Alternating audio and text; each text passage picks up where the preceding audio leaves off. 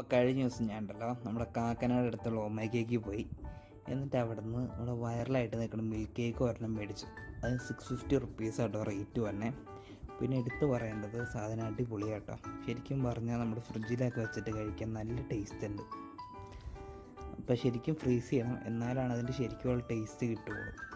പിന്നെ എനിക്ക് കുറച്ച് പ്രൈസ് കൂടുതലായിട്ട് തോന്നി. ഹാഫ് kgക്ക് 650 കുറച്ച് കൂടുതലായിട്ടാണ് എനിക്ക് തോന്നിയത്. അപ്പോൾ ഇനി കാണുമ്പോൾ മേടിച്ച് നോക്ക്, ഇഷ്ടപ്പെടും, അടിപൊളിയാണ്.